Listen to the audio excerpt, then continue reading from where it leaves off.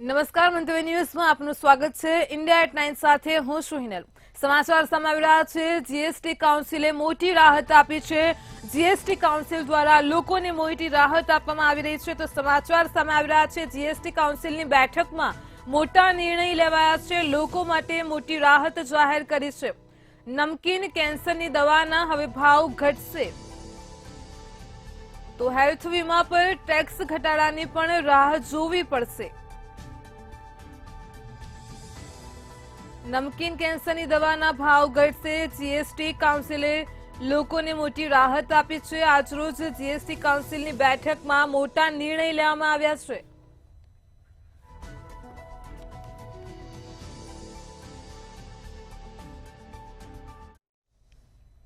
લોકસભામાં વિપક્ષના નેતા રાહુલ ગાંધી હાલ 3 દિવસીય અમેરિકાની મુલાકાતે છે। રાહુલ ગાંધીએ ટેક્સાસના ડલાસમાં યુનિવર્સિટી ઓફ ટેક્સાસના વિદ્યાર્થીઓ સાથે ભારતના રાજકારણ, અર્થતંત્ર, ભારત જોડો યાત્રા વિશે વાત કરી હતી।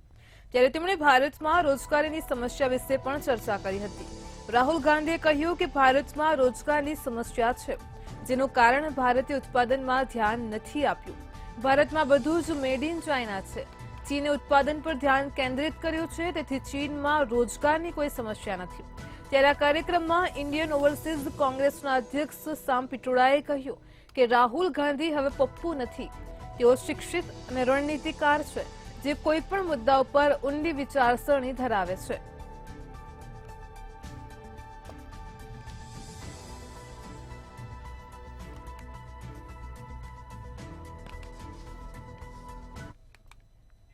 કોંગ્રેસ નેતા રાહુલ ગાંધી યુએસ પ્રવાસ પર છે। સોમવારે ભારતીય રાજકારણ, અર્થતંત્ર અને ભારત જોડો યાત્રા ઉપર ચર્ચા કરી હતી। ટેક્સાસ યુનિવર્સિટીના વિદ્યાર્થીઓ સાથે વાત કરતી વખતે રાહુલે ભારતમાં રોજગારની સમસ્યાનું કારણ ઉત્પાદનના અભાવને ગણાવ્યું હતું। તેમણે કહ્યું કે ચીને ઉત્પાદન પર ધ્યાન આપ્યું, જ્યારે ભારતે તેની અવગણના કરી। આ કારણોસર ચીનમાં રોજગારની સમસ્યા નથી, પરંતુ ભારતમાં છે। રાહુલ ગાંધી 3 દિવસ અમેરિકાના પ્રવાસે છે। ભારતમાં પોર્ટ અને ડિફેન્સ કોન્ટ્રાક્ટ જેવી મોટી નોકરીઓ માત્ર 1 કે 2 લોકોને જ આપવામાં આવી રહી છે, જેના કારણે દેશમાં ઉત્પાદનની સ્થિતિ બગડી રહી છે। તેમણે કહ્યું કે ગરીબને, નાના વેપારીઓને પ્રોત્સાહન આપવા માટે નીતિમાં ફેરફાર જરૂરી છે। દેશમાં આવક અને તકોની અસમાનતા દૂર કરવા માટે પ્રયત્નો પણ કરવા જોઈએ।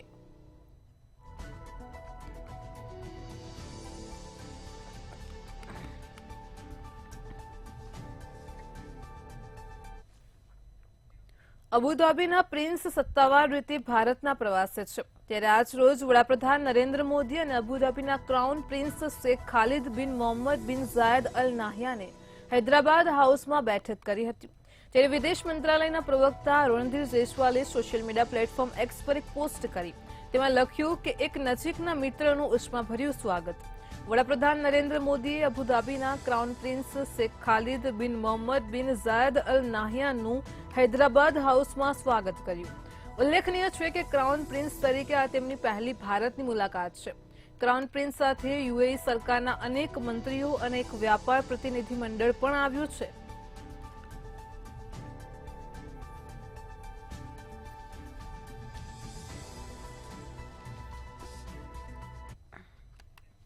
અબુધાબીના ક્રાઉન પ્રિન્સ શેખ ખાલિદ બિન મોહમ્મદ બિન ઝાયદ અલ નાહયાને આજે રાષ્ટ્રપતિ ભવનમાં રાષ્ટ્રપતિ દ્રૌપદી મુર્મુ સાથે પણ મુલાકાત કરી હતી।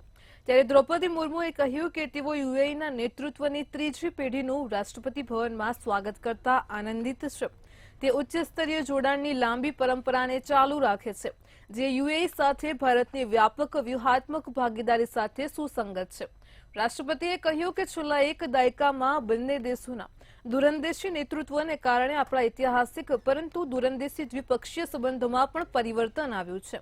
તેમણે સંતોષ વ્યક્ત કર્યો કે ક્રાઉન પ્રિન્સની મુલાકાત દરમિયાન અમે સરકારના સહકાર સાથેના નવા ક્ષેત્રોમાં અનેક કરારો દ્વારા આ ભાગીદારીને વધુ વિસ્તારી છે।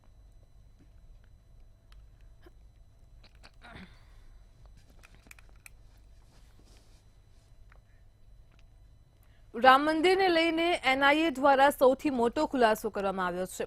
એનઆઈએ બેંગલુરુના રામેશ્વરમ કેફે બ્લાસ્ટ કેસમાં 4 આરોપીઓ વિરુદ્ધ ચાર્જશીટ દાખલ કરી છે, જેમાં અનેક ખુલાસાઓ કરવામાં આવ્યા છે। એનઆઈએ કહ્યું છે કે રામેશ્વર કેફેમાં બ્લાસ્ટ કરનારા આરોપીઓ સિરિયા સ્થિત આતંકવાદી સંગઠન ISIS સાથે જોડાયેલા હતા.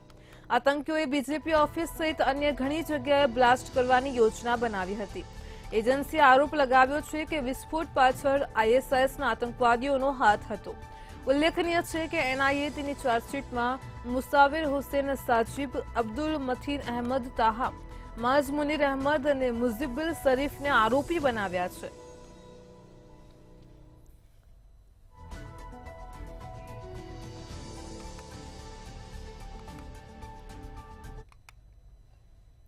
હરિયાણામાં વિધાનસભાની ચૂંટણીને લઈને રાજકીય જંગ જોવા મળી રહ્યો છે. કોંગ્રેસ અને આમ આદમી પાર્ટી વચ્ચેના ગઠબંધન પર શંકા સેવાઈ રહી છે.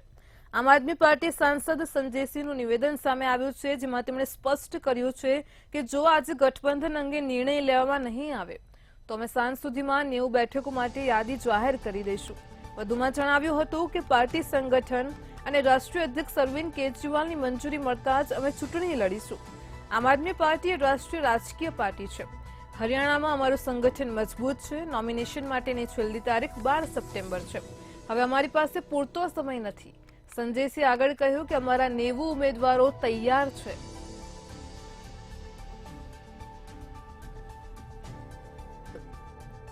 संदीप पाठक जी का भी बयान आ चुका है. आज सुशील गुप्ता जी ने भी स्पष्ट किया है कि हमारी पूरी तैयारी है और हम लोग अपने सीटों का ऐलान या चुनाव लड़ने के लिए पूरी प्रक्रिया को हम अपना कैंडिडेट घोषित करने की प्रक्रिया को पूरा कर चुके हैं और जैसे ही उनको पार्टी संगठन से या राष्ट्रीय अध्यक्ष अरविंद केजरीवाल जी से इजाजत मिलेगी वो ऐलान करके चुनाव में जाएंगे. एक राष्ट्रीय राजनीतिक दल है आम आदमी पार्टी. हरियाणा में हमारा एक मजबूत संगठन है, तो उसको लेकर संदीप पाठक जी, सुशील गुप्ता जी, हमारे दोनों नेताओं ने इस बारे में बयान दिया है. अब जैसे ही केजरीवाल साहब का और पार्टी का निर्देश मिलेगा उनको.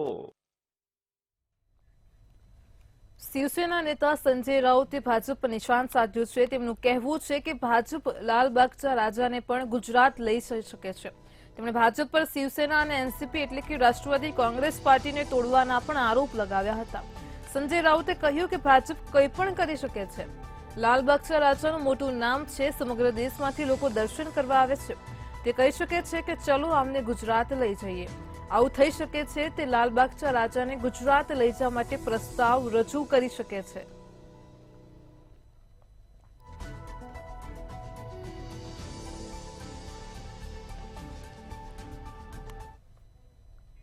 ભાજપના કદાવર નેતા જાણે પક્ષથી નારાજ હોય તે બાબત વચ્ચે ઘણા નેતાઓએ રાજીનામું પણ આપ્યું છે. ત્યારે હવે ભાજપ તેમના રૂઠેલા લોકોને મનાવવાના સતત પ્રયાસ કરી રહ્યું છે. જેમાં ભાજપના રાષ્ટ્રીય અધ્યક્ષ JP નડ્ડાએ જમ્મુ કાશ્મીરમાં અનેક સંગઠનાત્મક ફેરફાર કર્યા છે. સત શર્માને જમ્મુ કાશ્મીરના કાર્યવાહક અધ્યક્ષ તરીકે નિયુક્ત કરવામાં આવ્યા છે, જ્યારે આગામી વિધાનસભા ચૂંટણી માટે નિર્મલસિંહને રાજ્યની ચૂંટણી પ્રચાર સમિતિના અધ્યક્ષ અને ચૌધરી સુખનંદનને રાજ્ય ચૂંટણી પ્રચાર સમિતિના ઉપાધ્યક્ષ તરીકે નિયુક્ત કરાયા છે. પાર્ટીના ફેરફારને ડેમેજ કંટ્રોલ તરીકે જોવામાં આવી રહ્યું છે. હકીકતમાં કેટલાક દિગ્ગજ નેતાના પત્તા કપાયા હોવાથી ભાજપના સ્થાનિક નેતાઓમાં પણ અસંતોષ જોવા મળી રહ્યો હતો. ત્યારે ભાજપે અત્યાર સુધી જમ્મુ કાશ્મીર માટે ઉમેદવારોની 6 યાદી જાહેર કરી છે, જેમાં ભાજપના અનેક દિગ્ગજ નેતાઓની ટિકિટ કાપવામાં આવી છે, જેથી કરીને પક્ષમાં પણ અસંતોષ જોવા મળ્યો હતો અને ભાજપ હવે આ નેતાઓને સંગઠનાત્મક જવાબદારી આપીને ડેમેજ કંટ્રોલ કરવા માંગે છે.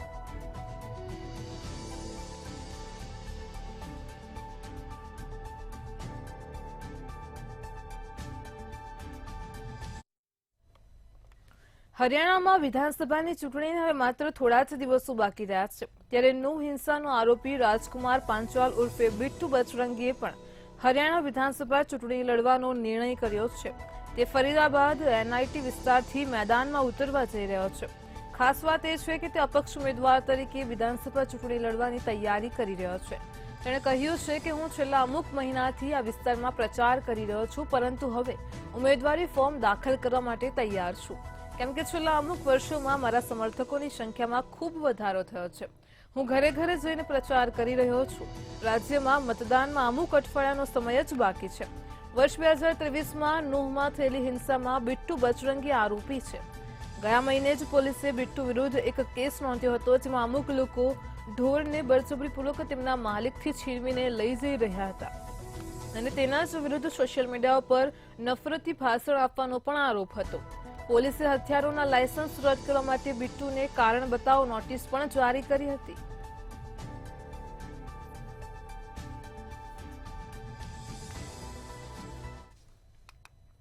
બિહારના મુખ્યમંત્રી નીતિશ કુમાર દુર્ઘટનાનો શિકાર થતા માંડ બચ્યા છે. સોમવારે સીએમ નીતિશ કુમાર બાર અને મોકામાં પહોંચ્યા હતા. સીએમ નીતિશ કુમારે બારહના બેલછી બ્લોકમાં ઘણી પરિયોજનાઓનું ઉદ્ઘાટન અને શિલાન્યાસ કર્યો હતો. આ પછી મુખ્યમંત્રીનો કાફલો બ્લોક ઓફિસથી નીકળી રહ્યો હતો અને તે જ સમયે ત્યાં બનાવેલો વેલકમ ગેટ તૂટી પડ્યો હતો.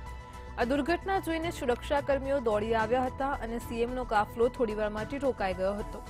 સુરક્ષા અધિકારીઓ અને કેટલાક લોકો ઉતાવળે દોડી ગયા અને ગેટ ઊંચો કરી લીધો હતો. ખાસ વાત એ છે કે અકસ્માત સમયે મુખ્યમંત્રી નીતિશ કુમારની કાર પાછળ હતી. કાફલામાં બાકીના અધિકારીઓની કાર આગળ હતી. વેલકમ ગેટ પડ્યો ત્યારે સીએમના કાફલામાં સામેલ એક વાહન નજીકમાં જ હતું. જો કે સ્વાગત ગેટ તૂટી પડે તે પહેલા જ ડ્રાઈવરે વાહન રોકી દીધું હતું.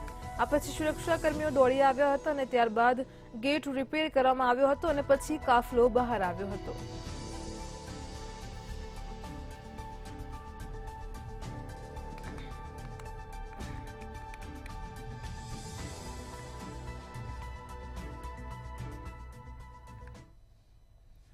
ભારતમાં ઇલેક્ટ્રિક વાહનોની માંગ ઝડપથી વધી રહી છે અને તેવામાં ઇલેક્ટ્રિક વાહનોની કિંમતને લઈને કેન્દ્રીય માર્ગ પરિવહન અને રાજમાર્ગ મંત્રી નીતિન ગડકરીનું મોટું નિવેદન સામે આવ્યું છે.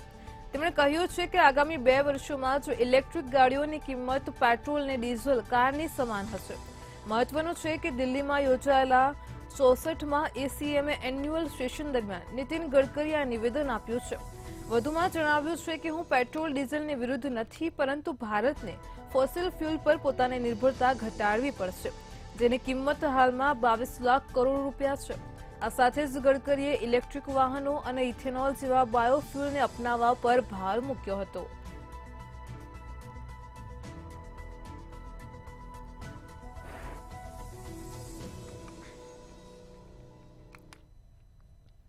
મહારાષ્ટ્રમાં 7 સપ્ટેમ્બરથી ગણેશ ચતુર્થીની સાથે 10 દિવસીય ગણેશ ઉત્સવની શરૂઆત થઈ હતી. જોકે આ તહેવાર સમગ્ર ભારતમાં ઉજવવામાં આવે છે, પરંતુ તે મહારાષ્ટ્રનો મુખ્ય તહેવાર છે. કેન્દ્રના ગૃહ અને સહકાર ખાતાના પ્રધાન અમિત શાહે આજે મુંબઈની મુલાકાત દરમિયાન લાલબાગના રાજા અને મુખ્યપ્રધાન શિંદે સહિત વિવિધ રાજકીય આગેવાનોના ઘરે જઈને ગણપતિના દર્શન કર્યા હતા. કેન્દ્રીય ગૃહપ્રધાન અમિત શાહ અને એનસીપી એસપીના વડા શરદ પવારે સોમવારે મુંબઈના પ્રખ્યાત લાલબાગના રાજા પંડાલની મુલાકાત લીધી હતી. તેમણે અહીં પૂજા અર્ચના કરી હતી. આ દરમિયાન અમિત શાહ સાથે મહારાષ્ટ્રના મુખ્યમંત્રી એકનાથ શિંદે, નાયબ મુખ્યમંત્રી દેવેન્દ્ર ફડણવીસ અને ભાજપના રાષ્ટ્રીય મહાસચિવ વિનોદ તાવડે પણ હાજર હતા.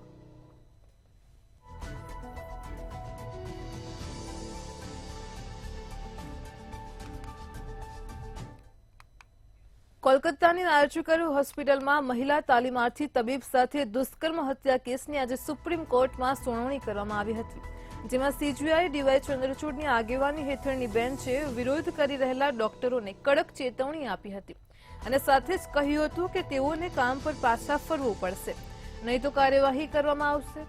સુનાવણી દરમિયાન સુપ્રીમ કોર્ટે ગુમ થયેલા પોસ્ટમોર્ટમ દસ્તાવેજો પર બંગાળ સરકારને ફટકાર લગાવી આ મામલે સરકાર પાસેથી સ્પષ્ટતા માંગવામાં આવી છે. કોર્ટે એવો પણ સવાલ પૂછ્યો હતો કે હોસ્પિટલ અને પ્રિન્સિપાલના ઘર વચ્ચે કેટલું અંતર છે. સુપ્રીમ કોર્ટે સોમવારે સીબીઆઈને કોલકાતાની આર્ચીકર મેડિકલ કોલેજ અને હોસ્પિટલમાં મહિલા ડોક્ટર પર બળાત્કાર અને હત્યાની તપાસ અંગે 17 સપ્ટેમ્બર સુધીમાં નવો રિપોર્ટ રજૂ કરવાનો પણ નિર્દેશ આપ્યો છે. આ સાથે જ ચીફ જસ્ટિસ ડીવાય ચંદ્રચૂડની આગેવાની હેઠળની બેન્ચે સીબીઆઈ તરફથી હાજર રહેલા સોલિસિટર જનરલ તુષાર મહેતા દ્વારા સીલબંધ કવર હેઠળ દાખલ કરાયેલા અહેવાલની પણ નોંધ લીધી હતી. ખંડપીઠે કહ્યું છે કે સીબીઆઈ દ્વારા એક સ્ટેટસ રિપોર્ટ દાખલ કરવામાં આવ્યો છે. એવું લાગે છે કે તપાસ ચાલી રહી છે. અમે સીબીઆઈને એક નવો સ્ટેટસ રિપોર્ટ દાખલ કરવા માટે નિર્દેશ કરીએ છીએ.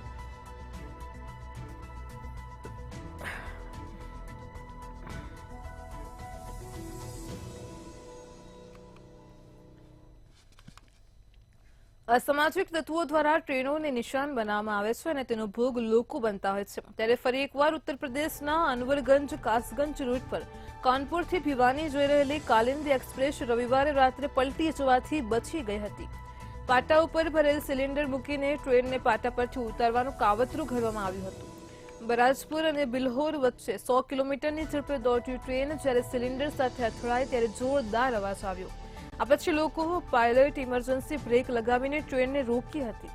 રેલવે ટ્રેક પર એલપીજી સિલિન્ડર અને અન્ય જ્વલનશીલ પદાર્થો સાથે સ્થળ પર પહોંચીને રેલ વિભાગે તપાસ પણ હાથ ધરી હતી। તો ઘટના સ્થળે હાજર રહેલા એડીસીપી વિજેન્દ્ર દ્વિવેદી અને મદદનીશ પોલીસ કમિશનર અજય ત્રિવેદીએ કેસના અન્ય કેટલાક પાસાઓને પણ તપાસના આદેશ આપ્યા હતા। અનેક પાસાઓને ધ્યાનમાં રાખીને તપાસ કરવામાં આવી રહી છે। તો બીજી તરફ આસિસ્ટન્ટ પોલીસ કમિશનર અજય કુમારે જણાવ્યું છે કે 12 થી વધુ શકમંદોની અટકાયત કરાઈ છે। આ ઉપરાંત પણ સીસીટીવી કેમેરા દ્વારા પણ તપાસ કરવામાં આવી રહી છે।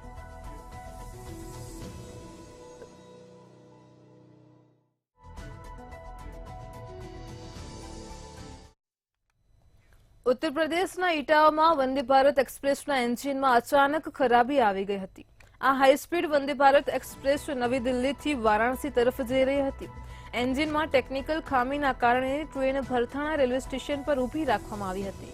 ટ્રેનમાં હાજર ટેકનિકલ ટીમ ખામી દૂર કરવા માટે સતત કામ ધરી હતી। આ દરમિયાન ભરથાણા સ્ટેશનથી લગભગ 750 મુસાફરોને અયોધ્યા વંદે ભારત અને શતાબ્દી એક્સપ્રેસ દ્વારા કાનપુર લઈ જવામાં આવ્યા હતા। આ તમામ મુસાફરોને કાનપુરથી વારાણસી સુધી શ્રમશક્તિ એક્સપ્રેસ દ્વારા પણ મોકલવાની વ્યવસ્થા કરાઈ હતી। વંદે ભારત એક્સપ્રેસને ભરથાણા રેલવે સ્ટેશનના ડાઉન ટ્રેક પર રોકી દેવામાં આવી હતી। વંદે ભારતના એન્જિનમાં ટેકનિકલ ખામી હોવાની માહિતી મળતા જ રેલવેના ટેકનિકલ અધિકારીઓ પણ ઘટના સ્થળે પહોંચી ગયા હતા। તે સમયે મુસાફરો ચિંતિત દેખાયા હતા।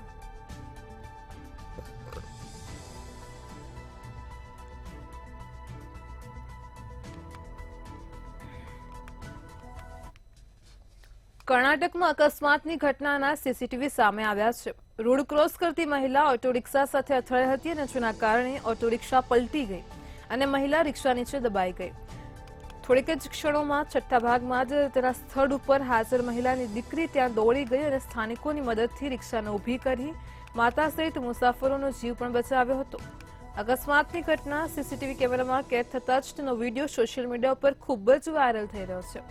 મહિલા ઓટો રિક્ષા સાથે અથડાયા બાદ રિક્ષા પલટી મારી ગઈ હતી અને જેથી મહિલાઓ પર રિક્ષા નીચે દબાઈ જતા જ નજીકમાં જ ઊભી રહેલ મહિલાની દીકરીએ ક્ષણભરનો વિચાર કર્યા વગર જ દોડી જઈને રિક્ષાને ઉઠાવી હતી। આ દીકરી સાથે અન્ય સ્થાનિકો પણ તેમાં જોડાયા હતા અને ત્યારબાદમાં મહિલા અને રિક્ષામાં સવાર અન્ય લોકોને ઈજાઓ પહોંચતા તેમને સારવાર અર્થે હોસ્પિટલ ખસેડવામાં આવ્યા હતા।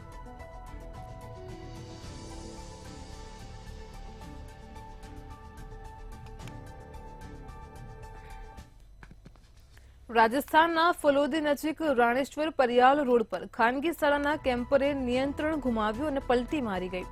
સીબીઆરથીમાં 20 થી 25 જેટલા બાળકો હતા, જેમાં 2 વિદ્યાર્થીઓના મોત અને 9 બાળકો ઘાયલ થયા હતા। મૃતક સહિત તમામ ઇજાગ્રસ્તોને પસાર થતા જ લોકોની મદદથી સરકારી જિલ્લા હોસ્પિટલ ફલોદીમાં લાવવામાં આવ્યા હતા। હોસ્પિટલમાં 3 બાળકોની હાલત અત્યંત ગંભીર હોવાનું કહેવાય છે અને તેમને જોધપુર રિફર કરાયા છે।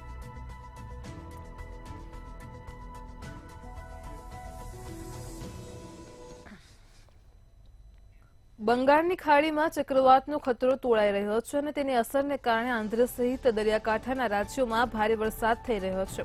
આઈએમડીએ કેટલાક રાજ્યોમાં અતિભારે વરસાદને લઈને રેડ એલર્ટ જાહેર કર્યું છે, જ્યારે આગામી 2 દિવસ માટે ઓરેન્જ એલર્ટ જારી કર્યું છે। હવામાન વિભાગે આંધ્રપ્રદેશ, ઓડિશા, તેલંગાણા, છત્તીસગઢ અને ઝારખંડના કેટલાક વિસ્તારોમાં ભારે વરસાદને લઈને એલર્ટ જાહેર કર્યું છે। તેના પ્રભાવ હેઠળ પશ્ચિમ બંગાળ, દક્ષિણ ઓડિશા, આંધ્રપ્રદેશ, દક્ષિણ ઝારખંડ, છત્તીસગઢ, પૂર્વી તેલંગાણાના દરિયાકાંઠાના વિસ્તારોમાં 40 થી 50 કિલોમીટર પ્રતિ કલાકની ઝડપે પવનો અને ભારે વરસાદની અપેક્ષા છે।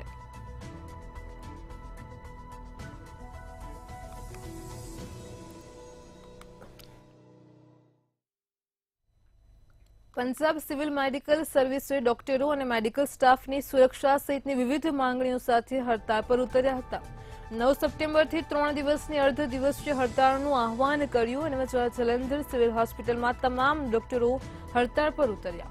જોકે હોસ્પિટલ બંધ રહેતા દર્દીઓને હાલાકીનો સામનો કરવો પડી રહ્યો છે. તબીબો દ્વારા વિવિધ માંગણીઓ પૂરી કરવા માટે વિરોધ કરાઈ રહ્યો છે.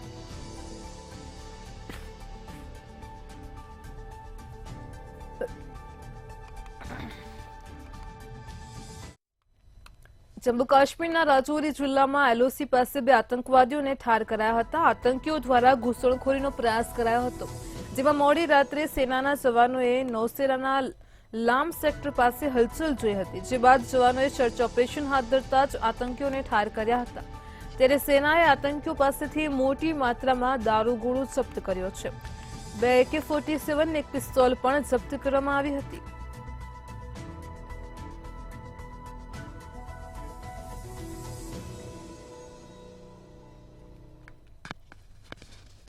બિહારની રાજધાની પટનામાં ખુલ્લેઆમ ભાજપના પૂર્વ મંડળ પ્રમુખની ગોળી મારીને હત્યા કરાઈ હતી.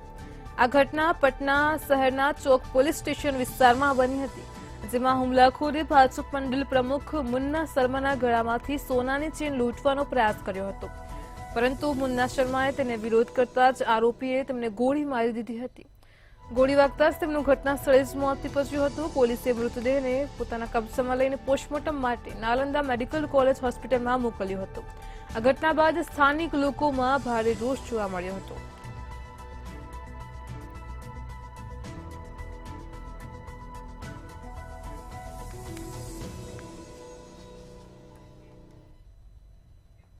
મશહૂર કવિ કુમાર વિશ્વાસને અજાણી વ્યક્તિએ જાનથી મારી નાખવાની ધમકી આપી છે. આ સમગ્ર મામલે તેમના મેનેજરના મોબાઈલ નંબર પર કોલ કરીને આરોપીએ કુમાર વિશ્વાસને ગુણગાન બંધ કરવા માટે કહ્યું છે અને તેમના માટે અભદ્ર ભાષાનો પણ ઉપયોગ કર્યો હતો. મેનેજરે ગાઝિયાબાદના ઇન્દિરાપુરમ પોલીસને આ માહિતી આપી હતી અને એફઆઈઆર પણ નોંધાવી છે.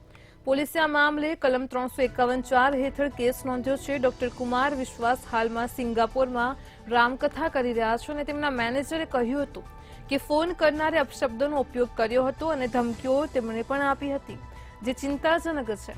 આ ધમકીને લઈને ડોક્ટર કુમાર વિશ્વાસે એક્સપર્ટ ટ્વીટ કર્યું હતું અને જેમાં પોલીસનું પણ કહેવું છે કે પ્રારંભિક તપાસમાં એ માલુમ પડ્યું છે કે કોલ મુંબઈથી આવ્યો છે અને કોઈ એપથી નહીં, પરંતુ નોર્મલ કોલ હતો. હાલ પોલીસ તપાસમાં લાગી છે.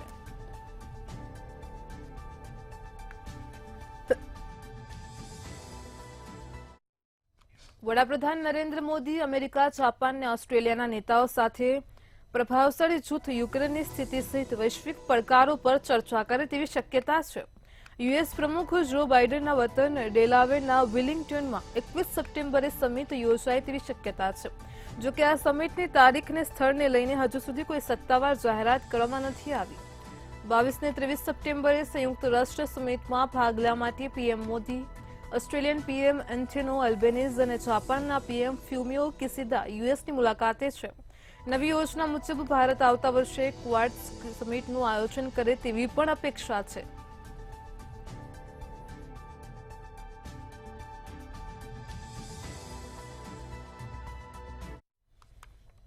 યુક્રેન અને રશિયા વચ્ચે યુદ્ધ યથાવત છે. યુક્રેને રશિયન હુમલાનો જવાબ આપવા માટે ખતરનાક ડ્રેગન ડ્રોનનો ઉપયોગ કરવાનું શરૂ કર્યું છે. યુક્રેનના સંરક્ષણ મંત્રાલયે બુધવારે સોશિયલ મીડિયા પર ઘણા વિડીયો પોસ્ટ કર્યા. વિડીયોમાં જોવા મળ્યું હતું કે ડ્રોન ઝાડથી ઉપર ઉડી રહ્યું છે અને તે લાવા ફેંકી રહ્યું છે, જેના કારણે જંગલમાં આગ લાગી રહી છે.